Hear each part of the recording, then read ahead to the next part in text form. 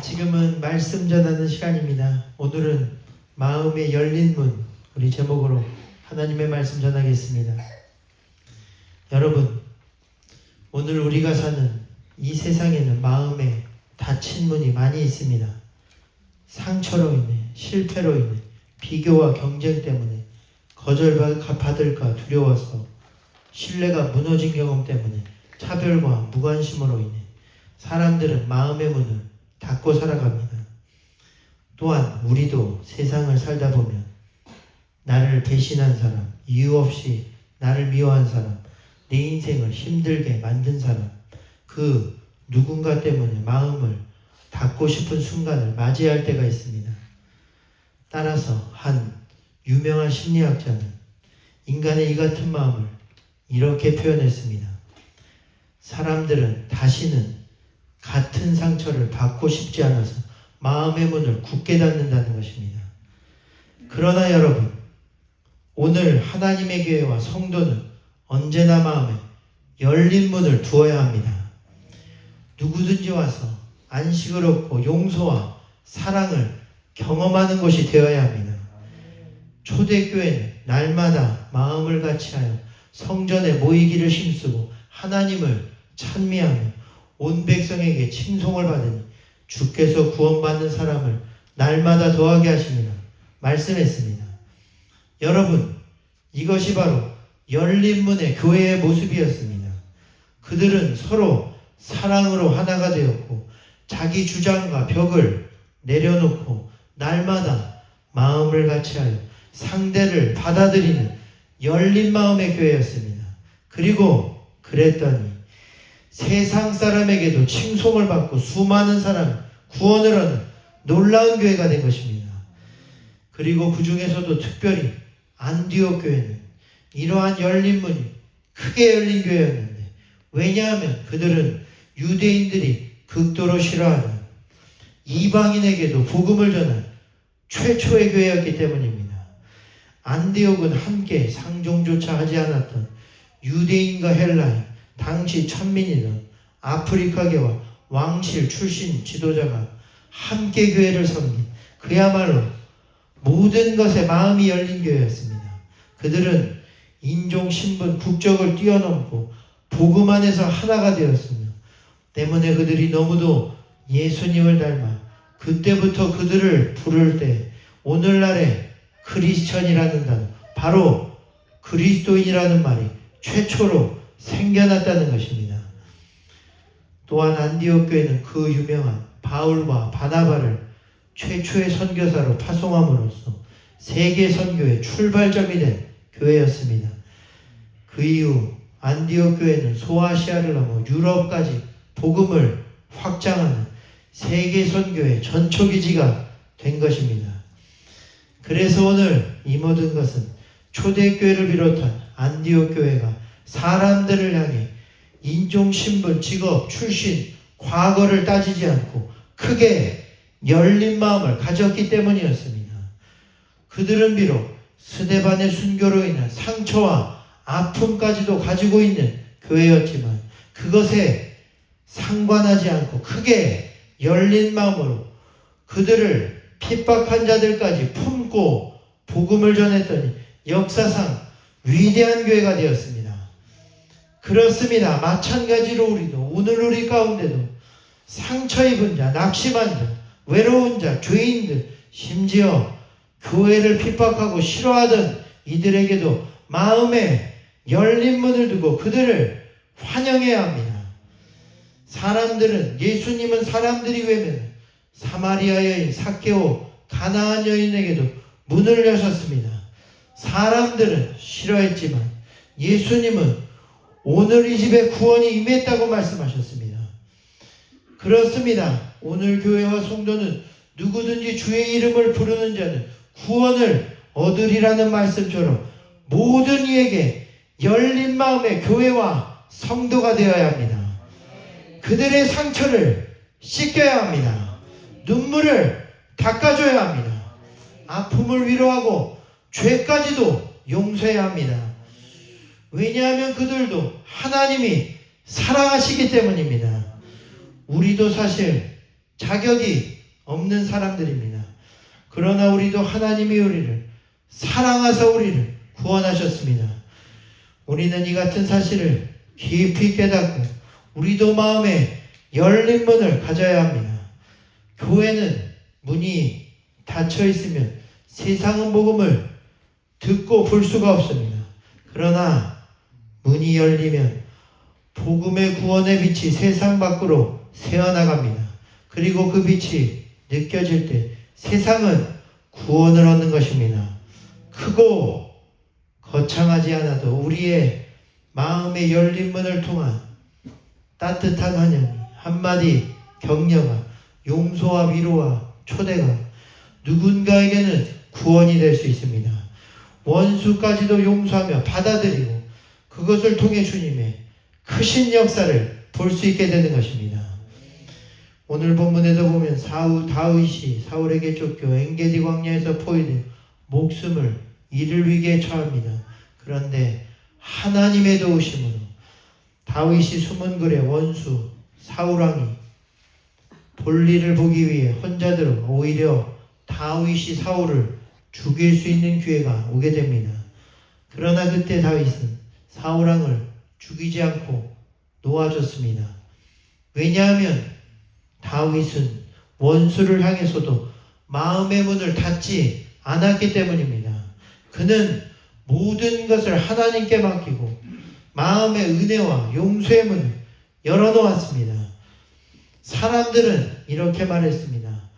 보소서 여호와께서 당신의 원수를 당신 손에 넘기셨나이다. 완벽한 기회라는 것입니다. 하지만 다윗은 칼을 들지 않았습니다. 그는 하나님의 사람답게 이렇게 말합니다. 내가 손을 들어 여호와의 기름 부음 받은 자를 치는 것은 여호와께서 금하시는 일이라. 다윗은 원수를 죽이는 것이 아니라 마음을 열어 원수까지도 돌이킬 수 있는 기회를 주었습니다. 때문에 그는 사울을 해치지 않았을 뿐 아니라 그가 떠날 때 뒤에서 겸손히 절까지 하며 이렇게 외칩니다. 하나님께서 굴에서 왕을 내 손에 넘기신 것을 왕이 아셨을 것입니다. 그러나 나는 내 손을 들어 내 주를 해하지 아니하였나니 이는 당신은 하나님의 기름 부음을 받은 자이기 때문입니다. 그는 사울왕이 하나님의 기름 부음을 받은 종으로서 돌이켜 회개하고 다시 하나님의 왕으로서 쓰임받기를 간절히 원했습니다. 그가 마음에 큰 열린 문을 가졌기 때문입니다. 그리고 그 결과 사울은 눈물을 흘리며 이렇게 고백합니다. 내가 나보다 의롭도다. 나는 너를 학대하였으되 너는 나를 선대하였도다. 마찬가지로 사랑하는 성도 여러분, 이와 같이 우리의 인생에도 사울 같은 사람이 있을 수 있습니다. 그러나 우리가 다윗과 같이 마음에 열린 문을 두고 원수까지도 품고 용서하면 하늘의 문이 열릴 것입니다. 은혜의 문이 열리게 되어 있습니다. 오늘 다윗도 그 사울왕 다음으로 이스라엘의 왕이 되었는데 성경에서 가장 위대한 믿음의 왕이 된 큰 은혜의 역사가 있게 된 것입니다. 그러므로 이 시간 우리 가운데 있는 모든 닫힌 마음의 문을 열게 되는 우리가 되기를 주의 이름으로 축원드립니다. 세상은 우리에게 상처를 주고 칼을 겨누며 고난과 시련을 안겨주지만 그러나 우리는 예수님의 사랑을 그들까지도 품고 받아들일 수 있는 항상 마음의 문을 열어야 하는 것입니다. 영국 캔터베리 지역의 대주교로 유명한 12세기에 토마스 베켓이라는 대주교가 있습니다. 그는 원래 부유한 상인의 아들이었습니다. 집안이 그런데 몰락하며 캔터베리 대주교인 테오발드의 서기로 일하게 됩니다. 그리고 이때 테오발드는 당시 내전으로 아주 어려운 영국에 필요한 일꾼으로 당시 왕인 헨리 2세에게 자신의 서기였더니 토마스 베켓을 추천했습니다. 그리고 헨리 2세는 지적이고 우수한 행정 능력을 가진 베켓을 금방 마음에 들어했고 그를 국가의 국세를 맡은 국세 상쇄라는 아주 높은 위치에 임명합니다. 그들은 절친한 친구가 되었고 그리고 드디어 테오발드 대주교가 죽자 헨리 2세는 자신의 친구인 토마스 베켓을 자신을 잘 돕기를 기대하고 캔터베리의 대주교로 임명하게 되는데 그런데 이때부터 직분에 충실했던 토마스 베켓은 점차 헨리 2세와 크게 대립하게 됩니다. 이유는 재판 문제 때문이었는데 당시 재판은 세상에서 하는 세속 재판이 있었고 교회에서 하는 종교 재판이 있었습니다. 그런데 헨리 2세가 교회를 장악하기 위해 종교 재판을 받은 성직자도 다시 세속 재판에 넘겨 자신에게 재판을 받게 하는 클라렌던 조례를 강제로 통과시킨 것이었습니다. 이에 토마스 베켓은 이 법이 왕에게 반대하는 성직자를 제거한 수단이 될 수 있다는 것을 깨닫고 이 법을 강력히 반대하게 됩니다. 교회가 왕 밑에 완전히 들어가면 진리를 선포할 자유마저도 사라지기 때문이었습니다. 결국 베켓은 왕의 명령보다 하나님의 법과 신앙의 자유와 양심을 선택한 것입니다. 이에 왕은 그때부터 베켓을 자신의 왕권 장악을 방해한 원수로 여기게 되었고 토마스 베켓을 결국 프랑스로 추방했습니다. 그러나 오랜 추방 끝에 결국 프랑스 왕 루이 7세의 중재로 둘은 화해했고 베켓은 다시 캔터베리 대주교로 복귀하였는데 그런데도 베켓이 계속해서 왕의 명령을 거부하자 어느 날 격분한 헨리 2세는 많은 사람들 앞에서 회의 중 이 성가신 대주교를 왜 아무도 아직까지도 없애주지 않느냐 소리쳤고 그때 이를 들은 4명의 기사들은 프랑스 노르망디 회의장에서 그를 암살하기 위해 즉시 출발했습니다. 그날은 1170년 11월 29일 어느 한 추운 겨울이었는데 그때 베켓은 캔터베리 대성당 안에서 조용히 기도 중이었습니다. 그리고 이때 전승에 의하면 이를 미리 알았던 성당의 사제들이 베켓을 보호하기 위해 성당의 문을 굳게 닫았는데 그런데 이때 베켓이 기도를 멈추고 이렇게 말했다는 것입니다. 하나님의 집의 문은 누구에게도 닫혀 있어서는 안 됩니다. 문을 열어두십시오. 그리고 그는 그렇게 숨지도 도망하지도 않으며 열린 문으로 난입한 자객들을 맞이하며 이렇게 다시 말했습니다. 나는 주님을 위해 죽을 준비가 되어 있습니다. 나의 피를 통해 교회가 자유와 평화를 얻을 것입니다. 이 말은 베켓의 죽음을 가장 가까이에서 목격한 자신도 중상을 입으면서까지 베켓을 보호하려 나선 그의 시종 에드워드 그림에 의한 실제 기록입니다. 그 첫 번째 칼이 번쩍였고 피가 그의 얼굴을 타고 흘러내립니다. 그리고 두 번째 기사 윌리엄 드 트레이시가 베켓의 머리를 다시 내리쳤지만 칼날은 그가 쓰던 수도사의 후드를 갈라 두 번째 깊은 상처를 남겼으며 그리고 세 번째 칼날이 내리꽂힐 때쯤 베켓은 천천히 마치 기도하듯 무릎을 꿇었고 마지막 네 번째 칼날에 숨을 거두고 맙니다. 그날 성당 바닥은 그의 피로 붉게 물들었고 그러나 그날 이후 영국과 전 유럽에는 놀라운 변화가 일어나기 시작했는데 베켓의 순교는 전 유럽을 뒤흔들며 교회가 칼과 권력에 휘둘리지 않고 양심과 진리를 지킨다는 강력한 상징이 되었으며 이를 통해 교회와 신앙의 자유가 유럽 사회에 오히려 확고히 세워지는 계기가 됩니다.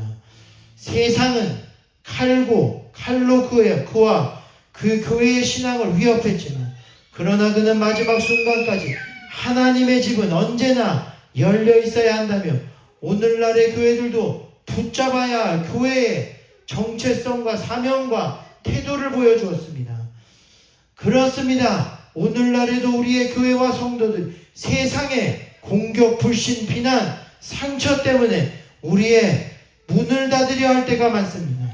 그러나 오늘 다윗과 베켓의 마음에 열린 문은 우리의 마음의 문이 세상에 어떤 상처와 공격에도 열려 있어야 함을 잘 보여주고 있습니다.